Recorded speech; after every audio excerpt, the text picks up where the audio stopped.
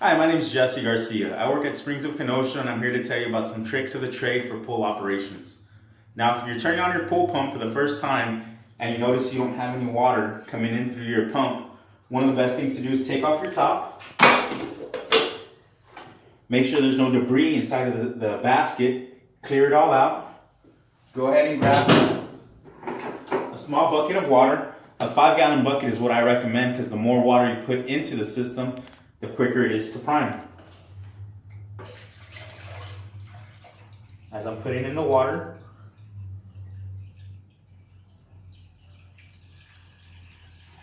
and I got it all in there. You want to remember to put on your top as quick as possible. I'm going to go ahead and turn on the pump right now. As you can see, there's very light water coming on. Now, since it's very slowly, one of the things you want to do is you want to come right here on top of your filter. You have a pressure relief valve. Go ahead and open it up. And what you're doing is you're going to breathe out some of that air. As you're doing that, you can hear your pump kicking on a little bit stronger or a little bit faster because it's sucking in more water. Pushing out air. There it goes. It's going a little bit faster. Now this thing may take 2 to 3 minutes, depending on how much air you have in your lines. There it goes. It's coming on stronger. It's coming. It's coming.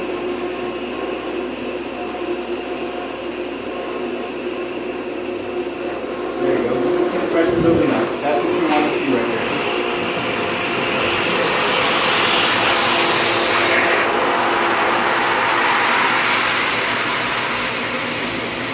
Now we're at full operating pressure. Now one thing, Chris, you want to step on this way to this side of the pump. I want you to look at the very front of the filters. If you see the filters on top of it, we have a pressure gauge. Now our pressure gauge normally operates between 10 and 15. That's where your pressure gauge should always be at the start of your pump. Right after you backwash it, you want to have it between 10 and 15. Whenever your filter is dirty, say an example, you backwash it and your filter is at 10 psi. You wait a week or 2 weeks and it picks it up to 20, that's when you want to backwash it, when it's 10 psi over the original amount. One of the easiest ways and one of the quickest ways I'm going to show you how to backwash the system is you're going to go ahead and shut off your filter. Shut off your pump and your filter. Right here on your port valve, go ahead and switch it over to backwash.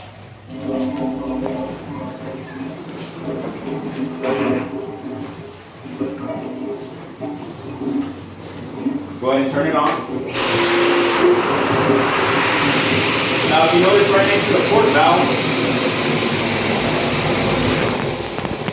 that's a sight glass. It's going to get a little dirty right now. It's not going to be clear, it's just dirty water that's flushing out. Everything that's in the pool, that's all the contaminants and stuff like that, it's just flushing it out. Now usually you want to run it for about 1.5 minutes, 2 minutes. Just take a look at your sight glass. You start seeing clear water again. You're going to go ahead and shut it off. Our filter's not that dirty, so I'm going to shut off our pulmonar pump. We're going to put it back on rinse.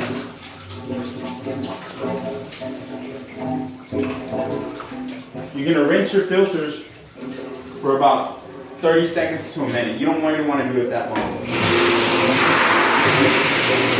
And remember, whenever you're changing your multi-port valve, you're always going clockwise. Don't everybody go counterclockwise. You don't want to mess up your spider gaskets.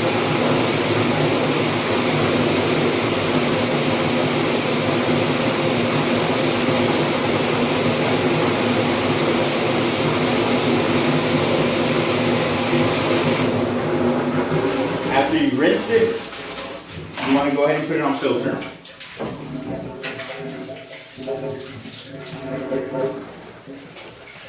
As I'm doing right here. Turning it back on.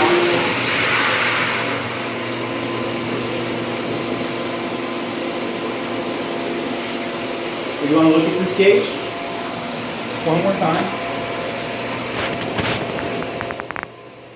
If you notice, ours is just a little bit off, but you're going to move the start to about right there. And that, if you look at the top of your gauge, it's going to tell you when to clean your filter. That should get out all the crud. Now, for some reason, if you start your pool season and your filter is reading really high pressure, above 15, what I recommend doing is you get a filter cleaner. Now, your filter cleaner, you're going to go ahead and stick it in your skimmer baskets, run it through your filter for about an hour, just to clean out any of the debris in the filter and get the sand very clean. Then backwash it, and that should bring down your pressure.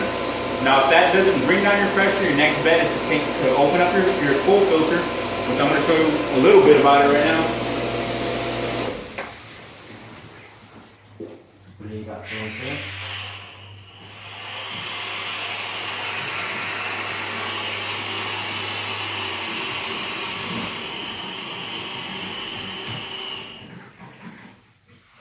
Open up the pool filter.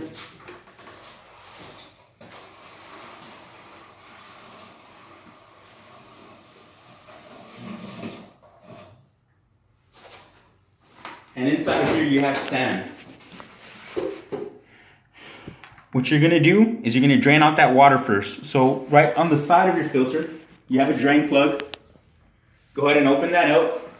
Push the water out. It's probably gonna take about an hour for it to, all that water to drain. So let it sit for a while. Let it drain. You know, if you can connect the hose or something to connect it to your bottom drain, whichever. Once you get to that point, get a scoop, or if you have a shop vac up all the sand out of there.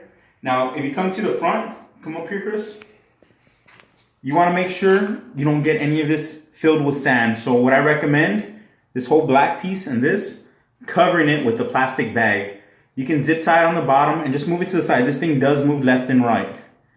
Now, once you've drained out all the sand and you got some new sand to replace it, there is different types of sand to use. There's regular pool sand. Now, one thing you don't want to do is get sand from Home Depot. That Home Depot sand is not made for this.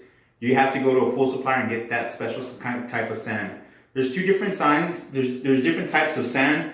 I like to personally use Zeal sand. Zeal sand is pretty good because it brings down your microns to 4 microns, so it's almost like having a DE filter.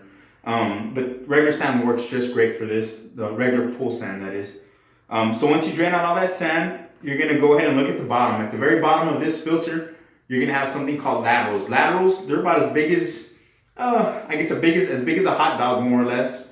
And you're probably gonna have, you know, anywhere from 8 to 6 of them, depending on the pool manufacturer. And what you're gonna do is on those laterals, just make sure none of them are broken. Because any of those laterals are broken, what's gonna end up happening is when you pour the sand in there, the sand's gonna go through those laterals and shoot back out into your pool. That is a good time to inspect them. If they're all in good shape, don't worry about it. If they're bad, just go ahead and call your local pool supplier and grab some regular laterals.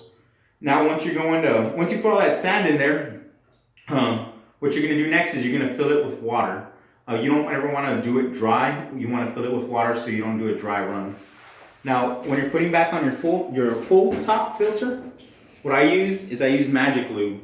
As you can see on mine, it's already been on there. Now, what Magic Lube does, it helps to seal to a certain extent, and it also helps it thread nice and easy. So if you ever have to take this off again, or the next person has to take it off, they're gonna love you because this thing is so much easier to take it off. When you don't have it, believe me, you'll need 2 people to take it off because it gets in there stuck pretty tight.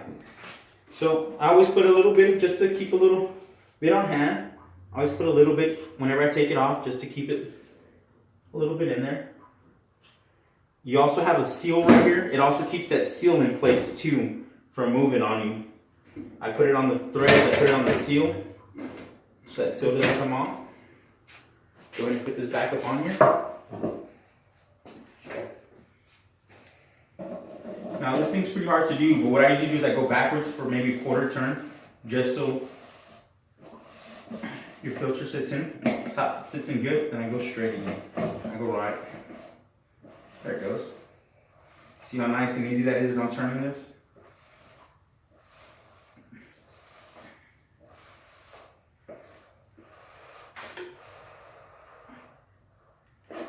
There we go.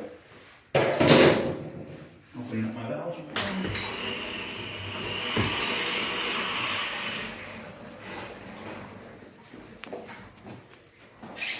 Turn it back on.